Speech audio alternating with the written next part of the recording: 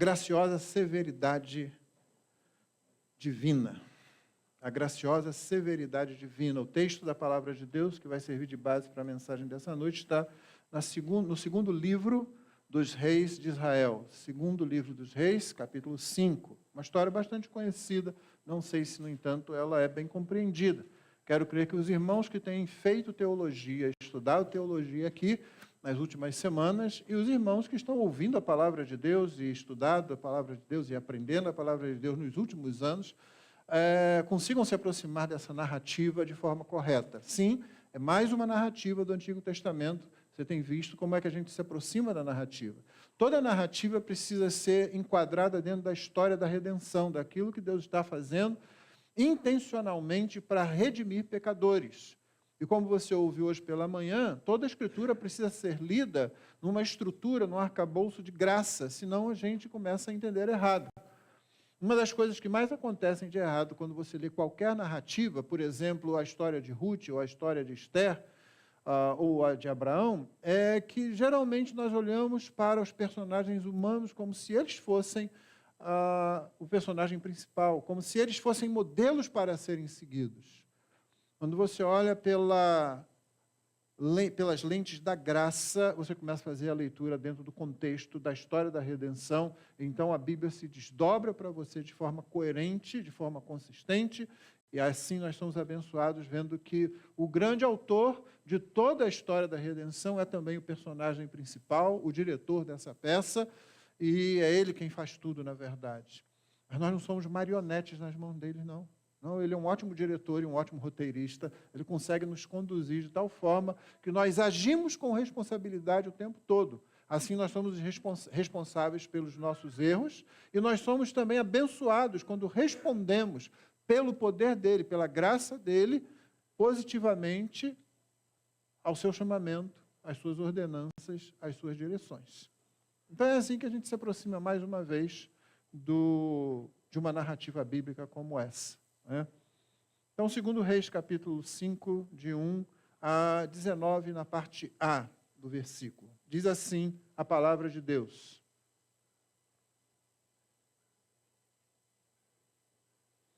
Segundo Reis, capítulo 5, de 1 a 19, a primeira parte do verso 19. Naamã, comandante do exército do rei da Síria, era grande homem diante dos seus senhores, de muito conceito, porque por meio dele o Senhor tinha dado a vitória à Síria. Ele era herói de guerra, porém sofria de lepra. Tropas saíram da Síria e da terra de Israel, levaram cativo uma menina, que ficou a serviço da mulher de Naamã. Um dia a menina disse à sua senhora: quem dera o meu senhor estivesse na presença do profeta que está em Samaria, ele o curaria de sua lepra. Então Naamã foi contar isso ao seu senhor, dizendo: assim e assim falou a jovem que é da terra de Israel. O rei da Síria respondeu: vá, eu enviarei uma carta ao rei de Israel. Então Naamã partiu, levou consigo 340 quilos de prata, 72 quilos de ouro e 10 mudas de roupa. Levou também ao rei de Israel a carta que dizia: tão logo esta carta chegue a você, saiba que eu lhe enviei Naamã, meu servo, para que você o cure de sua lepra. Quando o rei de Israel acabou de ler a carta, rasgou as suas roupas em sinal de medo e disse: por acaso sou Deus com poder de tirar a vida ou dá-la, para que este envie a mim um homem para eu curá-lo de sua lepra? Como vocês podem notar e ver, ele está procurando um pretexto contra mim. Mas quando Eliseu, homem de Deus, ouviu que o rei de Israel havia rasgado as suas roupas, mandou dizer ao rei: por que o senhor rasgou as suas roupas? Deixe-o vir a mim, e ele saberá que há profeta em Israel. Então Naamã foi com os seus cavalos e seus carros e parou à porta da casa de Eliseu. Eliseu lhe mandou um mensageiro dizendo: vá e lave-se 7 vezes no Jordão, a sua carne será restaurada, e você ficará limpo. Mas Naamã ficou indignado e se foi dizendo: eu pensava que ele certamente sairia para falar comigo, ficaria em pé, invocaria o nome do Senhor seu Deus, passaria a mão sobre o lugar da lepra e restauraria o leproso. Por acaso não são Abana e Farfar, rios de Damasco, melhores do que todas as águas de Israel? Será que eu não poderia me lavar neles e ficar limpo? Deu meia volta e foi embora, muito irritado. Então, os seus oficiais se aproximaram e lhe disseram: meu pai, se o profeta tivesse dito alguma coisa difícil, por acaso o senhor não faria? Muito mais agora que ele apenas disse: lave-se e você ficará limpo. Então, Naamã desceu e mergulhou no Jordão 7 vezes, conforme a palavra do Senhor, do homem de Deus. Sua pele se tornou como a pele de uma criança e ficou limpo. Depois ele voltou ao homem de Deus, ele e toda a sua comitiva. Veio, pôs-se diante dele e disse: eis que agora reconheço que em toda a terra não há Deus a não ser em Israel. E agora, por favor, aceite um presente deste seu servo. Porém, ele respondeu: tão certo como vive o Senhor, em cuja presença estou, não aceitarei nada. Naamã insistiu com ele para que aceitasse, mas ele recusou. Então Naamã disse: se você não quer, então peço que seja permitido a este teu servo levar 2 mulas carregadas de terra, porque este seu servo nunca mais oferecerá holocausto nem sacrifício a outros deuses, a não ser ao Senhor.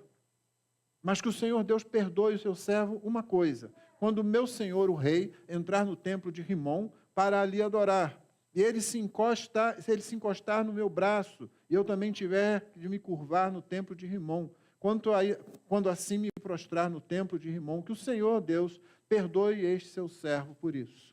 Eliseu lhe disse: vá em paz. Essa é a palavra do Senhor. Irmãos, a nossa proposta hoje é olhar a graça como aquilo que ela é realmente. Você já aprendeu pela manhã, ou você já lembrou, melhor dizendo, que a graça não é um princípio apenas, ela não é um conceito, e ela não é certamente uma força impessoal. A graça é, no dizer de James Packer, um teólogo que já está com o Senhor, e muito piedoso também, ela é o coração e a mão de Deus. É o coração e a mão de Deus agindo. É o próprio Deus executando a tarefa de ir atrás de pecadores. Mas eu queria que nós pensássemos hoje na severidade da graça. Na graciosa severidade divina.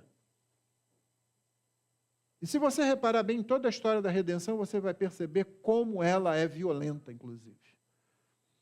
Mas antes de entrar nesse conceito, é preciso que a gente se prepare adequadamente. O grande problema de entendermos o conceito da graça como sendo algo, inclusive, violento, é porque nós achamos que nós ocupamos o centro do universo.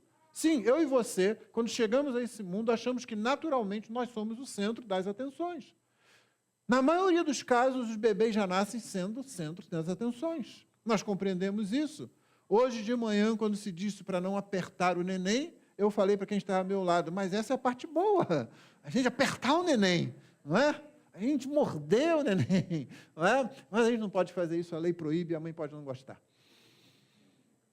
Nós somos naturalmente colocados no centro, somos frágeis. Isso que a gente não entende. Nós não somos colocados no centro só porque somos fofinhos e bonitinhos, pelo menos a maioria de nós, eu não sei todos, né? Quando nascemos, mas porque nós somos frágeis também. Nós precisamos de proteção. Só que, às vezes, exageramos nesse conceito. Os pais, muitas vezes, cooperam, né? Meu filho é a maravilha das maravilhas. Meu filho falou isso. De onde que ele tirou? Nunca ninguém falou perto dele mentira. Crianças são como uma esponja. Elas absorvem. Elas não criam palavras aleatórias simplesmente. Elas ouviram em algum lugar, em algum momento. Pode não ter ouvido de você, na sua casa, mas ela ouve. E elas são como esponjinhas. Elas pegam tudo, de bom e de ruim. É por isso que, às vezes, a gente vê em situações embaraçosas, né? Que as crianças falam. E elas são muito sinceras quando elas falam, né? Ué, minha mãe falou que o senhor é muito chato. Acho que foi você que falou isso uma vez, né, para alguém?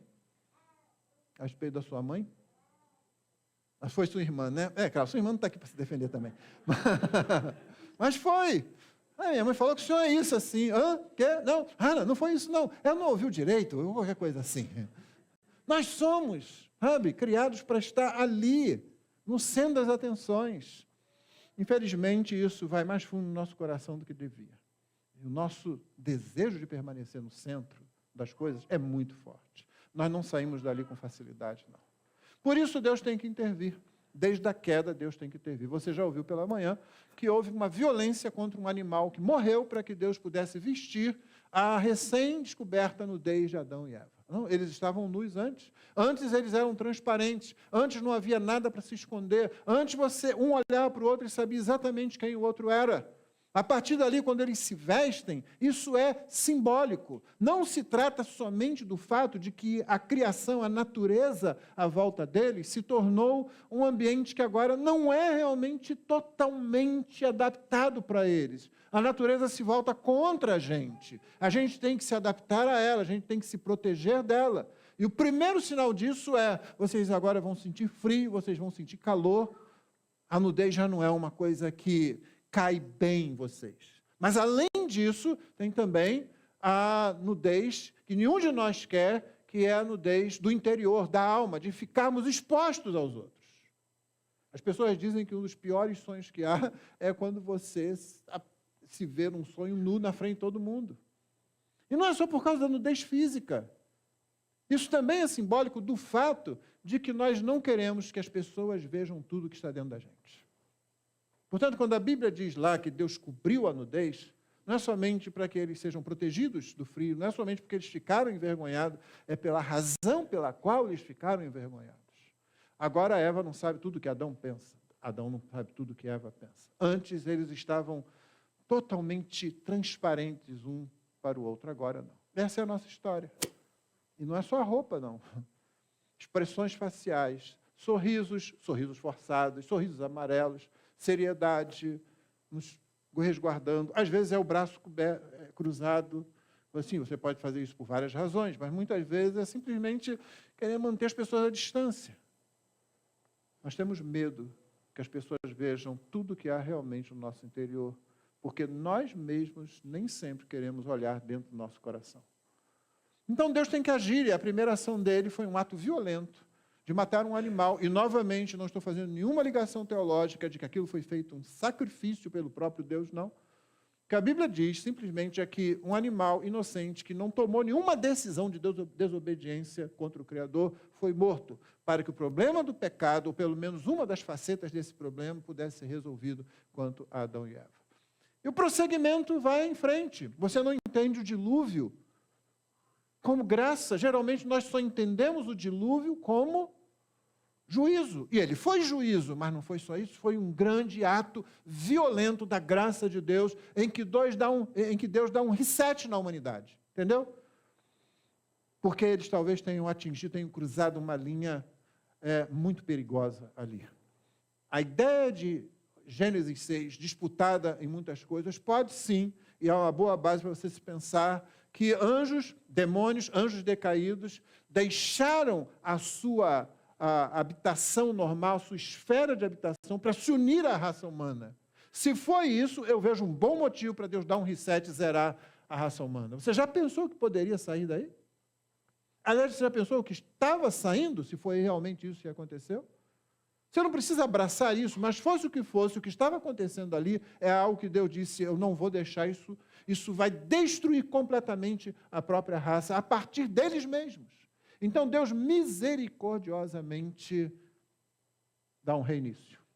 Apenas a família de Noé sobrevive ao dilúvio, que é um ato de juízo, mas é um ato de graça, violento. Por quê? Porque eu e você não estamos no centro do universo. Por quê? Porque o pecado é muito mais grave do que a gente pensa. Por quê? Porque Deus ama a sua criação. Mais à frente você vai ver os homens daqui a pouco dando mais um fora. Vamos construir uma grande torre agora. Se houver uma enchente, nos abrigaremos lá em cima. Mas, acima de tudo, nós vamos construir uma torre que toque os céus. Uma torre que nos permita subir. E ela se chamará Babel, em acádio, portal dos deuses. Aí Deus desceu para ver o que os homens estavam fazendo. Qual é a bobagem que eles estão fazendo dessa vez? Eles estavam fazendo uma grande torre. Que Deus olhou e disse assim, isso é um trocinho pequeno, minúsculo, e eles ainda estão achando. Sim, porque para Deus as nossas grandes obras, irmãos, são coisas desse tamaninho. E aí Deus vem para olhar. E quando Deus vem para olhar e ver a bobagem que eles estão fazendo, vamos ficar todos juntos, vamos ficar todos unidos. Deus tinha dito, multipliquem-se, espalhem-se, encham a terra. A ordem ainda estava valendo. Mesmo depois do dilúvio, mesmo depois da queda, ainda estava valendo. Não, vamos ficar juntos e vamos nos fazer um nome. Deus desceu e Deus não mandou raio, Deus não mandou fogo, Deus não mandou a terra se abrir, devorar todo mundo. Não, Deus fez só com que as línguas fossem confundidas. Deus simplesmente fez assim, eu vou dar emprego para um pessoal, chama-se professor de idiomas. Eu vou criar uma nova profissão agora. Pronto. Um monte de idiomas. Se você dá aula, se você já ganhou dinheiro dando aula, agradeça a Babel. Que em hebraico passou a significar confusão. Esse sentido. Era outro. Portal dos deuses. Não, confusão.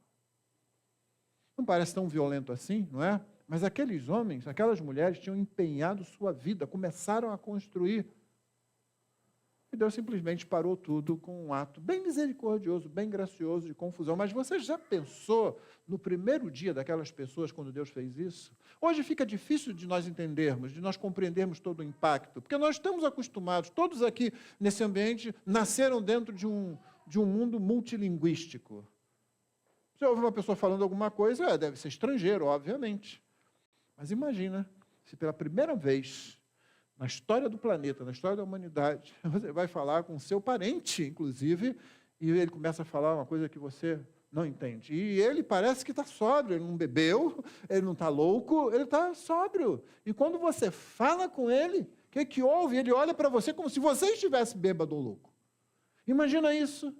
Imagina até encontrarem os grupos linguísticos, começarem a se separar. É violento isso. Você imagina, talvez, famílias se separando, amigos se separando numa situação dessa? Não, Deus está tratando com o nosso pecado novamente ali. E você vai encontrar isso se a gente progredir na história bíblica. Eu posso parar em muitos pontos, mas vou parar nos poucos mais apenas. Vamos pular para o Êxodo. Vamos pular para Deus tirando o seu povo do Egito. Deus podia fazer com que surgisse uma roda de fogo, não aquelas que cantam por aí nas igrejas, não, mas uma roda de fogo em torno do faraó. E é o seguinte, se você não liberar meu povo agora, eu vou te queimar todo, tu vai queimar, e a roda já está aí no seu lugar. Não, Deus não fez isso. Deus se aproximou e disse, deixa meu povo ir, através dos seus profetas, Moisés e Arão. Deus se aproximou e disse, se você não deixar, eu vou derramar a minha ira sobre o Egito, o meu juízo sobre o Egito. Eu vou colocar o faraó, eu vou colocar a nobreza egípcia, eu vou colocar a religião egípcia, eu vou colocar os ídolos egípcios, eu vou colocar todo o povo egípcio debaixo do meu juízo. Mas Deus não foi lá e fez uma única coisa, que arrasasse tudo. Não. Progressivamente, vez após vez, a violência foi aumentando. Graça. Você pode pensar com toda certeza que alguns egípcios aproveitaram e foram com Israel. Alguns egípcios disseram para si mesmos assim, não, Ísis não é tão Deus assim como a gente pensava. Horus, Anubis, pensei que eles fossem alguma coisa, não servem para nada. Esse Deus aí fala e faz, esse Deus fala e cumpre. Olha o que ele fez com o nosso grande poderio. Olha o que ele fez com tudo de que nós nos orgulhávamos. Mas foi violência. Alguns egípcios saíram e foram, sim. Como vários outros, a Bíblia diz que saiu uma turba de vários que estavam ali, talvez opressos, mas também outros que disseram, esse talvez seja o caminho. Eles não compreendiam tudo, não, mas eles foram.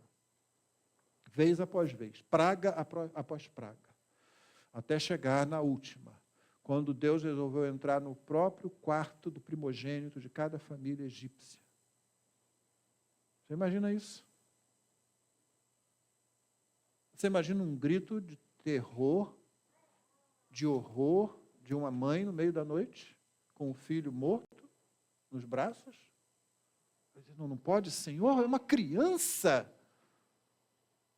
Não, nós não estamos no centro do universo, não.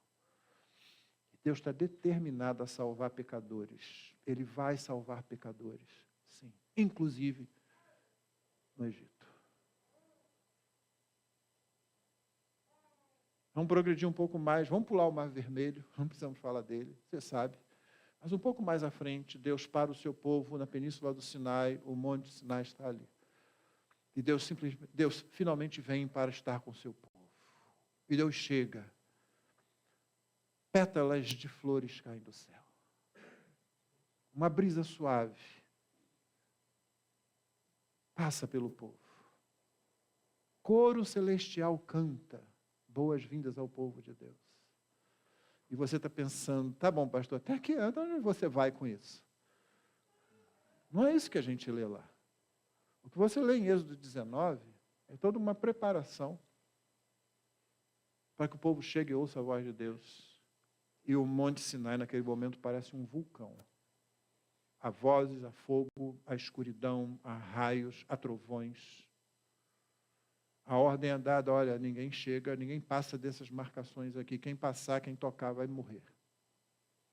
Mas não pode, o Senhor nos tirou da terra do Egito, fez tudo aquilo lá com os egípcios, e agora com a gente aqui, olha o que ele faz com a gente. É graça. Lembra da lição da semana retrasada? O Senhor nos protege dele mesmo, sempre através de um ato redentor. É isso que ele estava fazendo ali. A figura de um mediador aparece na própria pessoa de Moisés. O povo diz, olha, esse é o Deus que nos tirou. Nós estamos tão felizes, mas que ele não fale com a gente, não. Moisés, ele fala com você, você fala com a gente, assim esse arranjo vai estar muito bom para a gente. Eles ouviram a voz de Deus, eles ouviram Deus falando os 10 mandamentos. Foi a única parte da lei que Deus falou. Dali em diante, Moisés, mais de uma vez, disse para o povo, vocês ouviram a voz, vocês não viram nenhuma constituição, nenhuma imagem, nenhuma figura, fosse de homem, fosse de animal, vocês nunca viram isso, mas vocês ouviram a voz. Todos nós tememos diante daquela voz, e, no entanto, era aquela voz que a gente queria. Esse ato é um ato violento da demonstração da graça de Deus, em que Deus chega e outorga a lei. A lei que é superior a tudo que havia no Antigo Oriente Próximo, então, e é superior até hoje a tudo que veio depois também. Mas não foi tranquilo. Houve preparação. Houve todo mundo olhando para si mesmo, para ver se, será que eu estou em condições?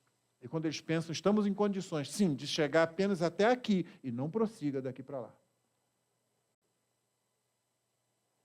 E olhando aquele fogo enorme, aquele vulcão aparente, talvez muita gente dizendo, tomara que ele fique por lá e que ele não venha aqui, porque se ele vier vai ficar ruim para a gente.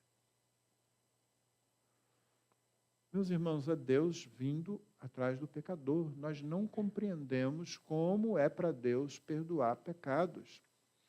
A doutrina da propiciação, cujo texto sede está em Romanos 3:25, onde se diz que Cristo foi feito propiciação. Você se lembra do propiciatório? O propiciatório era aquela tampa da arca sobre a qual era aspergido o sangue de um animal.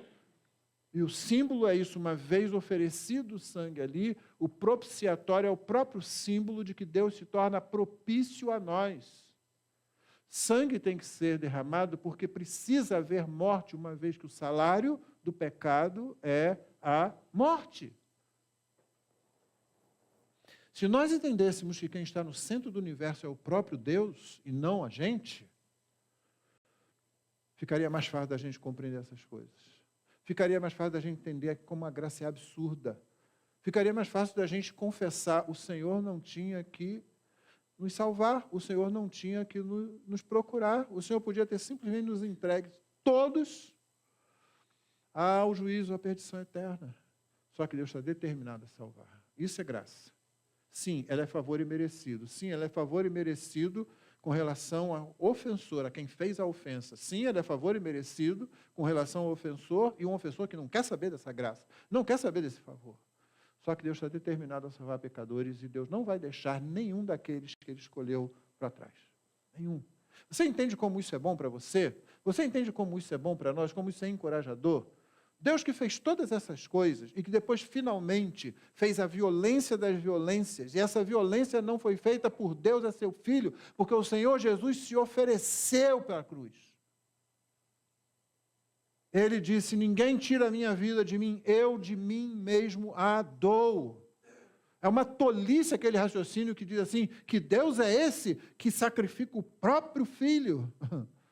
Não, foi o Senhor Jesus que disse, não, eu vou morrer por eles. Eu serei o sacrifício que eles não podem ser. Eu serei o sacrifício que eles não podem ofertar. Eu vou pagar a dívida deles, entregando a minha vida. Vou viver primeiro uma vida de completa obediência, e então entregá-la na cruz. A violência das violências. Não pense que nós estamos isentos, não. Cristo foi cravado na cruz por mim e por você. Cristo foi cravado na cruz pela humanidade, pelos nossos pecados. Se você estivesse lá É muito mais provável que você estivesse no grupo que dissesse que ele estava gritando crucifica-o, do que no pequeno grupo que estava chorando. Talvez alguns de nós estivessem no outro grupo pequeno que fugiu e ficou olhando de longe, o grupo dos discípulos. Agora, Deus está determinado a salvar, e quando Deus está determinado a salvar, Ele salva. Nada pode impedir. O profeta Isaías registra as palavras do próprio Senhor quando ele diz, operando eu, quem impedirá? Em qualquer área, em qualquer coisa, seja no juízo, seja na graça, não há como nós impedirmos o Senhor. Então a graça ela é violenta nesse sentido, de que Deus vai atrás de você, meu irmão. Já era. Você agora vai viver no céu, na eternidade, mas até chegar lá Deus vai burilar você. Deus vai tratar com a gente, vai tratar com o nosso pecado, vai nos transformar cada vez mais à imagem de seu Filho. E você e eu somos mais ainda maravilhosos, somos chamados a ser cooperadores com Ele. Você é um cooperador de Deus quando você discipula seu irmão para ver nele Cristo Jesus sendo formado. Você é um instrumento de Deus quando você recebe a graça administrada pelos pastores, pelos seus outros irmãos, para ajudar você a se tornar cada vez mais parecido com o seu Salvador. E você pode ter certeza, e Paulo declarou isso com todas as letras, aquele que começou a boa obra em vocês vai levá-la a bom termo até o dia final. Deus não deixa a sua obra pela metade, Deus vai completar a obra na sua vida, irmão. Responda, portanto, a todo convite da graça, com alegria e com entrega. O quadro que temos diante de nós, então, no texto que lemos, é uma boa imagem de como isso é operado, e aqui na vida de não somente um único homem, mas de várias pessoas, na verdade. Os personagens são vários. Inclusive os locais onde isso acontece. Damasco, Samaria, ou seja, a terra da Síria, a terra de Israel. Você tem dois reis, você tem um grande general, você tem os homens que amam esse general e o respeitam muito. Você tem um profeta, você tem um servo de profeta ali, um mensageiro e é um ajudante desse profeta. Você tem os rios, 3 deles são mencionados. O rio Jordão na terra de Israel, Abana e Farfar na terra da Síria, perto de Damasco. Esse é o quadro que é montado ali, que está montado ali diante de nós. Essa narrativa, ela precisa ser lida de acordo com todo esse quadro que eu coloquei diante de você agora. E você vai ver que Deus pode ser muito violento, mesmo quando Ele pega leve. Mesmo quando Deus pega leve. E Ele pegou muito leve com Naamã aqui. Eu vou passar para você, acho que 12 conceitos que nós podemos, ou 12 verdades que a gente pode aprender a partir desse texto. É bom, né, quando o pregador fala isso, né? Quando chegar, tiver no 11, mas se eu demorar 20 minutos só no número 1, você vai começar a ficar desesperado, né? Não é assim? 20 minutos ele não passou para o segundo ponto, isso tem 12. Ore aí, que aí quem sabe, né? Primeiro, a graça é absurda, principalmente quando ela se dirige ao nosso inimigo. Um estuprador ser perdoado? Não. Esse sujeito tem que morrer. Sim, é isso que eu acho, estou te dando o meu conceito a respeito disso. Ele tem que morrer de forma muito grave. Eu sou pai de meninas, eu tenho uma esposa. Não se tem um troço que não entra na minha cabeça, é uma violência contra a mulher, de qualquer tipo, entendeu? Por mim, você amarra, passa mel e joga no formigueiro. Eu posso ter outras ideias muito piores que essa ainda. Mas o meu coração é o coração de um pecador. A graça, por isso, absurda. Eu espero que a essa altura, nós que somos crentes, pensemos, não é isso que a gente quer. Nós queremos a remissão desse homem. Mas muita gente aí vai dizer, não pode de jeito nenhum.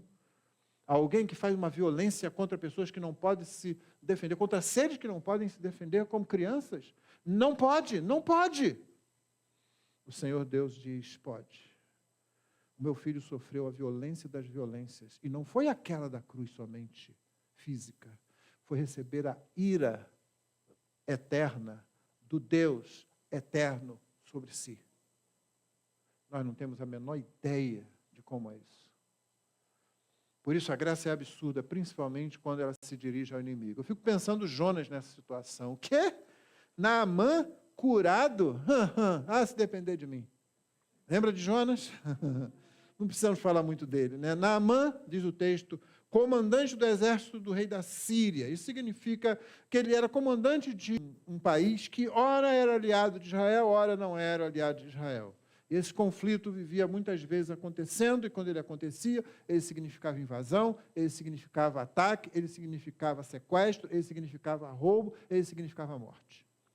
Não estamos aqui fazendo uma leitura de uma história em quadrinhos em que as coisas são leves, não. Naamã, comandante do exército do rei da Síria, era grande homem diante do seu Senhor, de muito conceito, porque por meio dele, o Senhor Deus, tinha dado vitória à Síria. Sim, o Senhor Deus. A Síria contra Israel, inclusive. Meu irmão, qual é a única vez que Israel perde para qualquer exército? Quando Israel é desobediente. Quando Deus precisa disciplinar o seu povo. E ele deu vitória à Síria através desse general, desse comandante.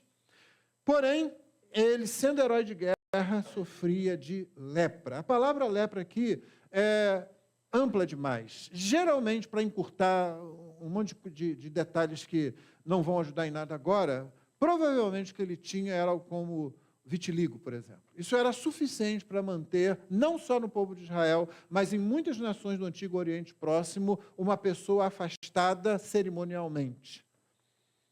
Se ele fosse leproso como hanseníase, e é difícil que tenha sido isso, ele não poderia nem entrar no templo lá de Rimon, o deus dos sírios, como ele disse que acontecia, vez por outra. Mas o que ele tinha era alguma coisa que, de certa forma, o colocava socialmente à distância. Não era contagioso, porque ele vivia no meio do seu exército. Outro dia eu vi aí uma dessas séries aí de televisão brasileira que apresenta Naamã todo desfigurado, e aquele negócio todo. Meu irmão, você não precisa aumentar Golias para dizer que Davi foi usado por Deus. Você não precisa aumentar a doença de Naamã para dizer que ela é uma doença incurável naquele momento. Se hoje elas apresentam várias situações da pele, apresentam dificuldades para nós, imagina isso naquele tempo. E sim, pode ser algo mais do que simples vitiligo. Pode ser alguma coisa que às vezes incha, pode ser algumas coisas que às vezes tem uma coloração, uma aparência ruim, pode ser alguma coisa que às vezes cheira mal, mesmo não sendo contagioso. A coisa é ampla. O problema é ele não tinha uma vida comum, ele não podia ter, mesmo sendo quem era. O seu valor era inegável, mas ele vivia atormentado por isso, sua família vivia atormentada por isso, e certamente ele não podia estar em todas as situações que ele gostaria de estar. Essa era a condição do nosso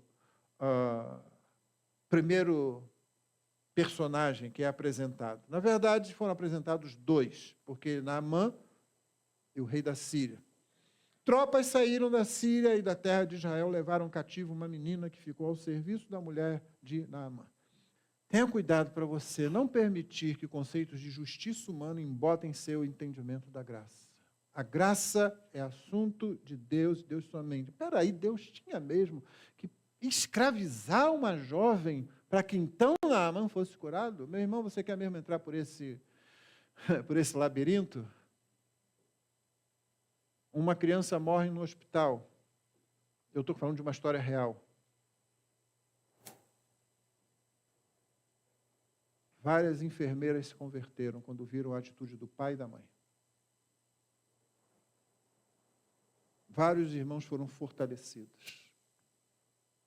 Mas eu sou pai, eu sou avô. A pergunta vem para a cabeça da gente, né? Mas, Senhor, no dia de Pentecostes, 3.000 almas se converteram e ninguém morreu, não teve que morrer nenhuma criança. João capítulo 9, você tem um cego, mais de 40 anos, nascença, nunca enxergou. Os discípulos fazem a pergunta óbvia, a pergunta da religião do momento. Quem pecou? O pessoal que fez o curso lá, mestrado no Martin Bucer, mestrado no Wendell Jumper, né? Então, eles são muito teológicos, eles sabem o que estão fazendo, né? Quem pecou? Esse ou seus pais para que nascesse cego? Não, não aconteceu nada disso. Ué, não. Foi assim para que neles se manifestassem as obras de Deus. Peraí, esse cara está há 40 anos nessa situação.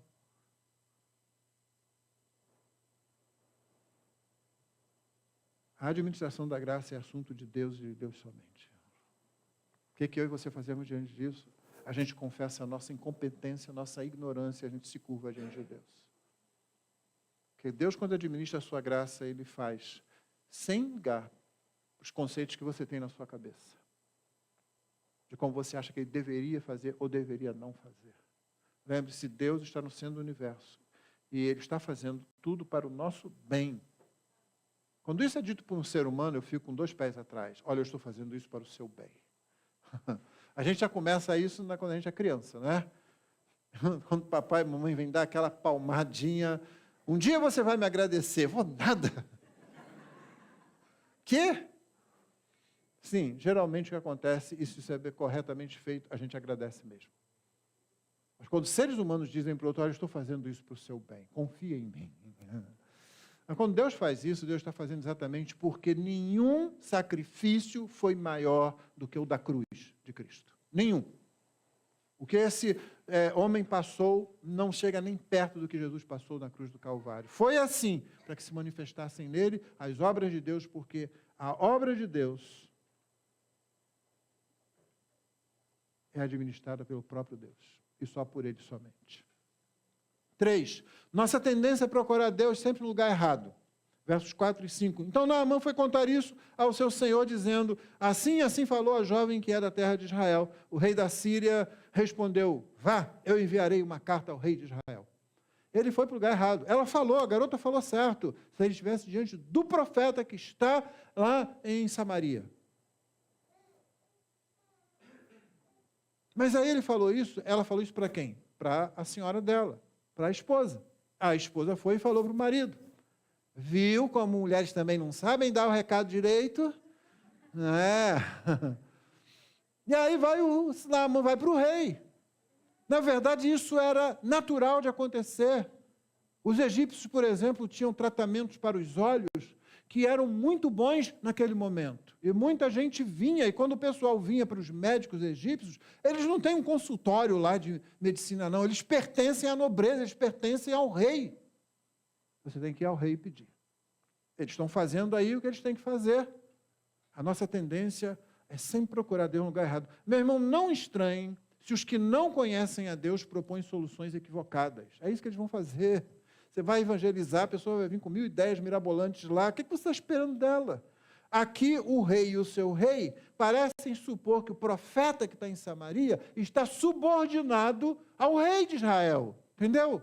É isso que eles pensam naturalmente.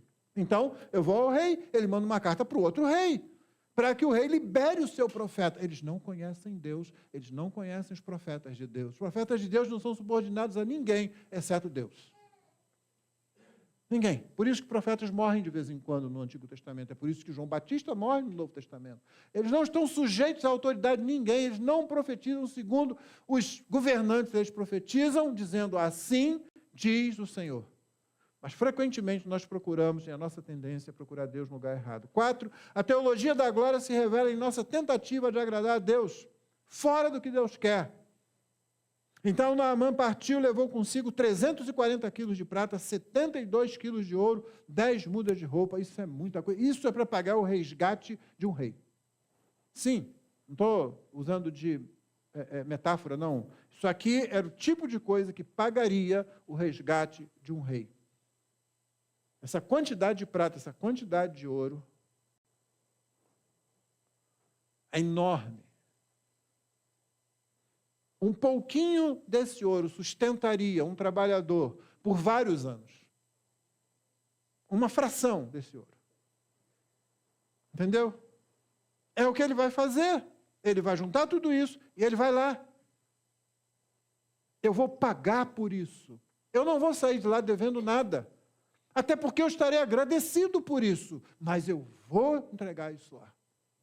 Você entende? Essa é a nossa atitude. Eu vou compensar Deus, ou eu vou mostrar que eu mereço, ou eu vou fazer por onde?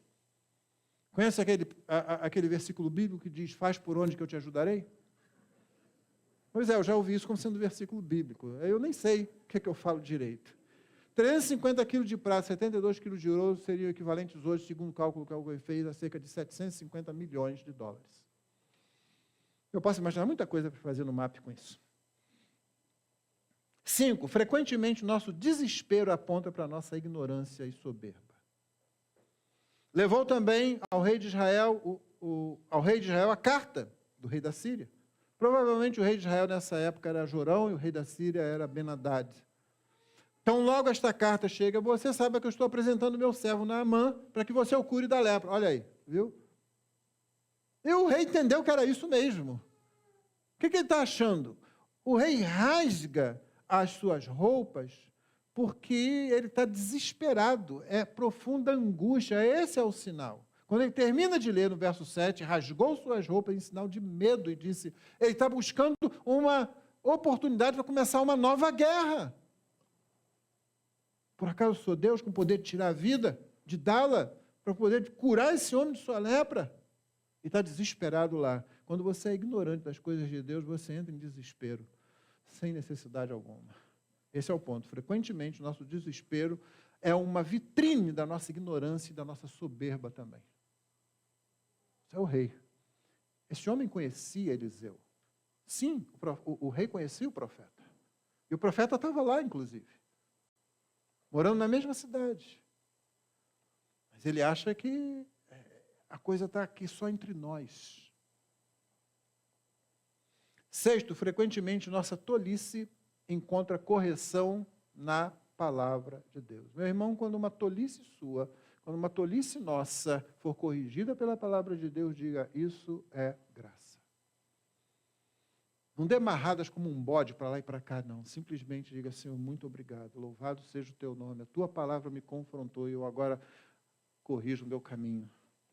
Quando Eliseu, o homem de Deus, verso 8, ouviu que o rei de Israel havia rasgado as suas roupas, ele pensou, mas que homem tolo. Ele estava realmente pensando que é com ele o negócio. Ele não sabe que eu estou aqui. Mandou dizer ao rei, por que o senhor rasgou a sua roupa? Qual o prejuízo aí agora? Mas o prejuízo é apenas uma figura da tolice, da soberba, da ignorância da palavra de Deus. O rei deveria ser capaz de dizer, um rei de Israel deveria ser capaz de dizer, isso é com o homem de Deus, com o profeta de Deus. É ele que vai dizer se Deus vai curar esse homem ou não.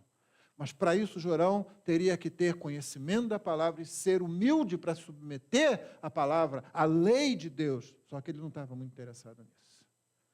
Deixe-o vir a mim e ele saberá que há profeta em Israel. Sim, porque se depender de você, rei, com esse seu marketing aí, vão achar que aqui não tem profeta. Você imagina Naamã ver aquela reação do rei. Espera lá, eu pensei que ia chegar aqui, que o pessoal aqui está por dentro desse negócio. Eu vim lá de longe, né? O pessoal aqui deve saber o que está acontecendo. A garotinha lá sabia o suficiente para dizer para eu vir aqui. Eu venho e esse homem desse tamanho, o rei, está aí esperneando no chão, desesperado, achando que tem uma guerra aí às portas. Não, agora ele vai saber que há profeta em Israel. 7, a graça é educadora. Ela nos educa quanto a quem é o Senhor, ela nos educa sobre como Deus faz o que faz, ela nos educa quanto ao nosso pecado. Versos 9 a 11. Então Naamã foi com os seus cavalos, seus carros e parou à porta da casa de Eliseu. Eliseu lhe mandou um mensageiro dizendo, vá, lave 7 vezes no Jordão, sua carne será restaurada, você ficará limpo. Mas Naamã ficou indignado e se foi dizendo, qualquer idiota faz isso. Não, você tem que ser mais idiota ainda para não fazer isso.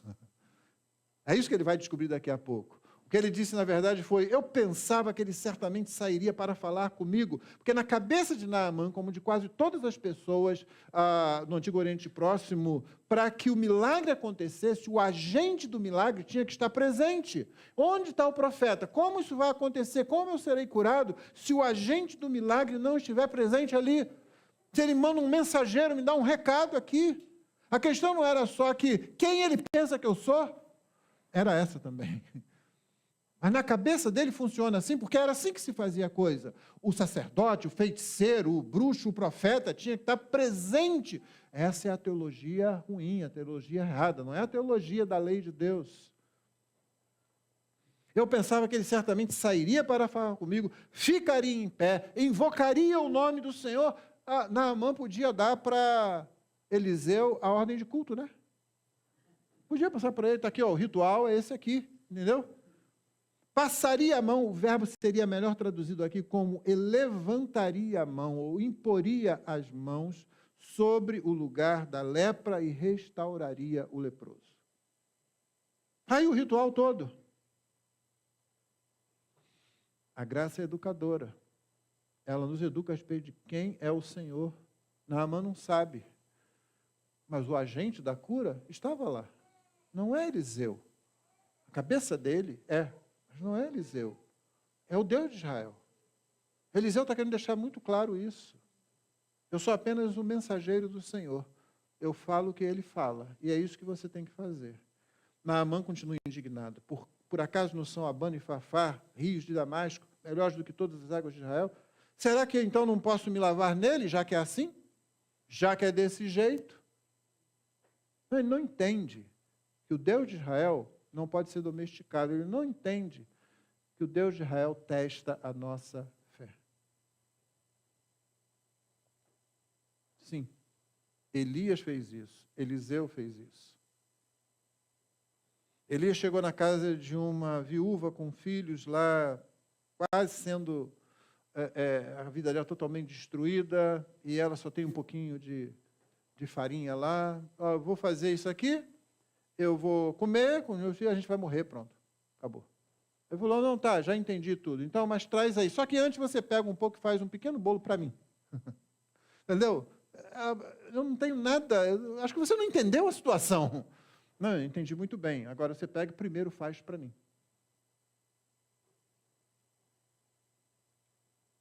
Sim, Deus fala para a gente quem nós somos,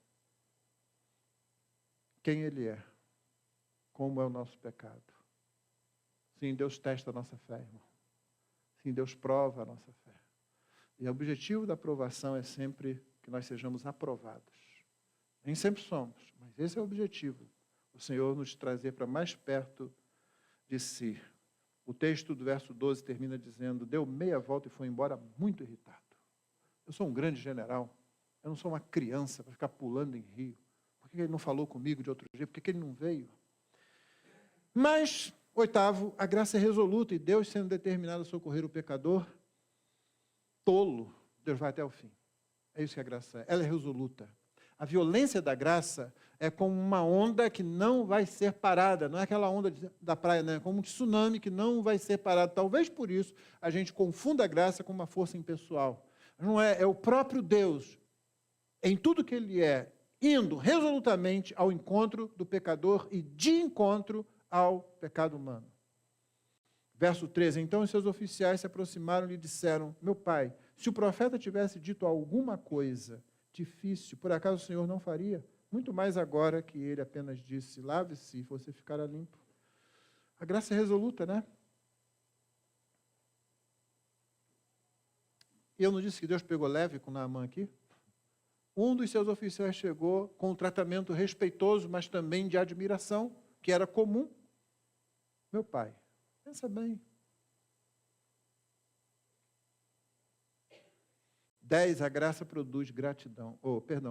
9, a graça prova o pecador. O pecador precisa ser preparado pela graça para ser abençoado pela graça. Deixa eu repetir. A graça, ela prova o pecador, mas o ponto agora é o pecador precisa ser preparado pela graça para ser abençoado pela graça. Nós pensamos que bênçãos da graça de Deus é um negócio, você pede, você recebe, pronto, é assim, não. Deus não faz isso. É como você pegar a chave do seu carro, dar para o seu filho de 7 anos e dizer, vai aí, pode pegar. É como você colocar uma criança para fazer coisas que ela não está preparada ainda. Não, a graça nos prepara para a bênção que Deus quer nos dar pela sua graça. Então Naamã desceu e mergulhou no Jordão. Aqui é rapidinho, né? Não. Damasco,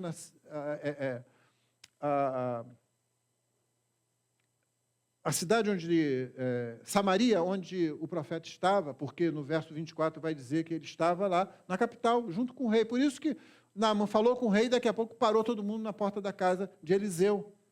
Distava do Jordão uns 64 quilômetros. Naamã não estava com um carro, como hoje. Estava com toda aquela comitiva. A graça prova o pecador. Tem que preparar ele. E você vai ver que ele precisa ser preparado. Não é só nesse momento que o Senhor lida com ele de forma severa, de forma dura. Ele tem que andar 64 quilômetros. Mas ele, então Naamã desceu, mergulhou no Jordão 7 vezes, conforme a palavra de Deus, sua pele se tornou como a pele de uma criança e ficou limpo. Note, não é segundo a palavra do profeta Eliseu, é segundo a palavra de Deus. É Deus o agente, é Deus quem está operando. Eu não creio que Naamã foi ficando curado da lepra aos poucos. Eu acho que ele mergulhou 5 vezes, 6 vezes, nada mudou. Porque o profeta não disse mergulhe 5, disse mergulhe 7.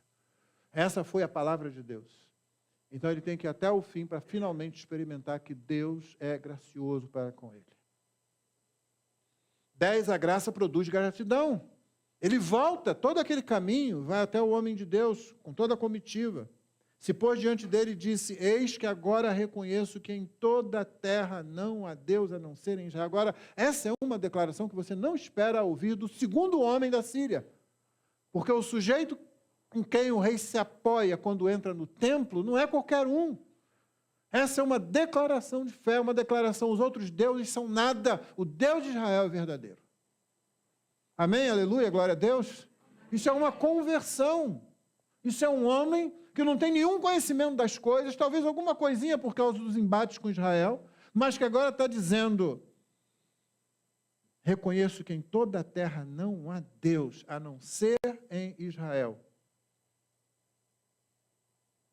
A segunda coisa que ele faz é, por favor, aceite um presente. Ele está grato, ele quer fazer assim, não é mais pagamento, é gratidão mesmo. Porém, 11, a graça não divide a glória de Deus. A graça não divide a glória de Deus. O servo de Deus tem prazer nisso. O servo de Deus tem prazer em que a glória seja dada toda a Deus. O servo de Deus não quer a glória para ele. O servo de Deus não quer ficar nos holofotes, sob os holofotes, ou pelo menos não deveria. Ele não quer chamar atenção para si, ele quer chamar atenção para o Senhor, a quem ele prega e a quem ele serve. Transformar a graça de Deus em mercadoria pode terminar em prejuízo severo. Como, aliás, você vai ver acontecer com Geazi, o servo de Eliseu. Depois Naamã foi embora, Eliseu não aceitou nada, ele corre lá, e o que ele pediu ali é como se alguém que ganha $35 mil por ano recebesse $10 milhões de repente. Em relação ao que Naamã tinha levado, ele pediu muito pouquinho. Naamã dobrou. Ele ficou garantido para toda a vida. Mas Deus foi lá. E Deus foi lá porque Deus foi gracioso com Geazi.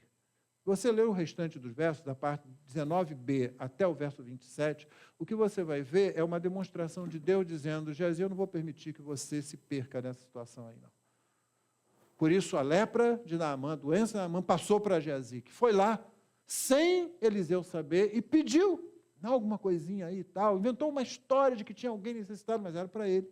Mentiu para Eliseu como se Eliseu não fosse profeta. Tem gente que é tola, não é? Ele está trabalhando para o cara que ele sabe que é profeta verdadeiro. Vou esconder isso dele. Não, irmãos, é sério. A graça não divide a glória de Deus, e quem é de Deus quer ver toda a glória sendo dada a Deus. Você sabe qual é o primeiro efeito disso? É que você sempre se alegra com tudo que Deus dá ao seu irmão. Você sempre fica feliz porque o seu irmão tem mais que você. Você não fica com inveja. Você dá glória a Deus por causa do que ele faz na vida do outro. Por último, a graça é uma professora paciente. Sim, a graça é uma professora paciente. Então Naamã disse, se você não quer, então peço seja permitido a esse seu servo levar 2 mulas carregadas de terra, porque esse seu servo nunca mais oferecerá holocausto nem sacrifício a outros deuses, a não ser ao Senhor. Mas que o Senhor Deus perdoe seu servo uma coisa. Quando meu senhor, o rei, entrar no templo de Rimom, para ali adorar, e ele se encostar no meu braço, e eu também tiver de me encurvar no templo de Rimom, quando assim me prostrar no templo de Rimom, que o Senhor Deus perdoe este seu servo por isso. Eliseu lhe disse, vá em paz. Você percebe o que está acontecendo aqui? A graça é uma professora paciente. Deus aguarda nosso crescimento na graça. Não seja tão apressado em julgar seus irmãos. Ofereça-se como instrumento para o crescimento das pessoas e das igrejas, principalmente da sua igreja local. Mas, pastor, ele vai entrar num templo. Você notou que o profeta não disse, olha, não, peraí, deixa eu abrir aqui a teologia sistemática que Moisés escreveu. o que você está fazendo não é aceitável de forma alguma. Naamã é sírio, Naamã não tem conhecimento da lei de Deus. Talvez depois desse tempo ele tenha buscado mais, e eu acredito que sim, por causa de todas as promessas e decisões que ele tomou aqui. Mas nesse momento aqui, ele está fazendo aquilo que ele sabe, ele quer levar terra de lá, porque ele não acha que a terra lá da Síria seja digna dele colocar um altar. Sim, ele diz que vai oferecer sacrifícios, holocaustos, mas não aos outros deuses, somente ao Deus de Israel. Ele não conhece a lei, ele não sabe como tem que fazer, ele sabe o que ele viu acontecer lá, mas ele sabe agora a quem ele serve. E Eliseu não deu para ele uma cópia de toda a lei de Moisés. Olha, se você vai fazer isso mesmo, então é isso aqui que você tem que fazer. Assim como Daniel, quando chegou a ser o homem mais importante da Babilônia, e administrando inclusive magos e feiticeiros, ele não disse, vamos acabar com tudo isso e agora 10 mandamentos daqui para frente. Não. Ele certamente impediu muita coisa de ser feita, muita corrupção que acontecia de ser feita, muita maldade que feiticeiros e bruxos e outros faziam. A gente não podia simplesmente terminar com tudo ali. No entanto, a presença dele em Babilônia fez diferença. Então, Eliseu é paciente, é misericordioso, porque a graça é uma professora paciente, irmão. Você vai numa igreja, eu tenho pregado em muitas igrejas bem diferentes, que eu olho assim, gente, eles estão fazendo isso. Ah, nós já fizemos isso lá na igreja. Sim, nossa, nós cantamos essa música. Ai, quando será que eles vão parar de cantar isso? Nós cantamos, nós paramos, chegou um momento, a graça pacientemente nos levou ao crescimento. Sejamos pacientes com aqueles que estão ainda na caminhada, ajudemos a essas pessoas assim. Eliseu foi paciente com Naamã. A graça é uma professora paciente. Ela é violenta, no sentido de que Deus não vai parar até ter você junto dele na eternidade. E Ele quer fazer isso de modo que quando você chegue lá, você seja uma expressão viva de quem o Filho é. É isso que Ele quer fazer. Ele não vai se deter. Não. Ele vai buscar você, Ele vai manter você perto dele. Ele vai disciplinar você. É nesse sentido que a graça é violenta. Ela é imparável, se você permitir usar essa palavra. Que o Senhor nos abençoe. Vamos ficar de pé?